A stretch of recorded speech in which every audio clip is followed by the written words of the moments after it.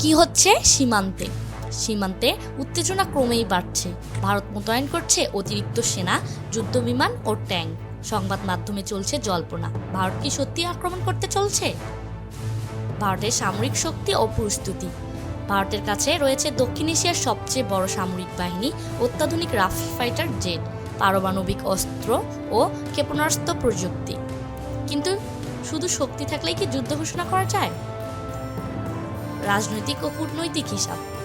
যুদ্ধ মানে শুধু সামরিক খেলা নয়, এর সঙ্গে জড়িয়ে থাকে রাজনৈতিক চাপ, অর্থনৈতিক বিপর্যয়, আন্তর্জাতিক প্রতিক্রিয়া। চীন, পাকিস্তান এমনকি পশ্চিমা বিশ্ব কিভাবে প্রতিক্রিয়া জানাবে সেটিও গুরুত্বপূর্ণ। কেন ভারত এখনো যুদ্ধ শুরু করবে না? ভারতের জন্য যুদ্ধ এখন একটি বড় ঝুঁকি। অর্থনৈতিক চাপ, আন্তর্জাতিক সম্পর্কের ক্ষতি এবং অভ্যন্তরীণ রাজনীতির অস্থিরতা যুদ্ধের সম্ভাবনা কমিয়ে দেয়। আপনি কি ভাবছেন? ভারত কি এবার সত্যিই আক্রমণ করবে, নাকি সবই চাপের খেলা? নিচে কমেন্টে আপনার মতামত জানাবেন, আর সেই সাথে আমাদের চ্যানেল সাবস্ক্রাইব করতে ভুলবেন না।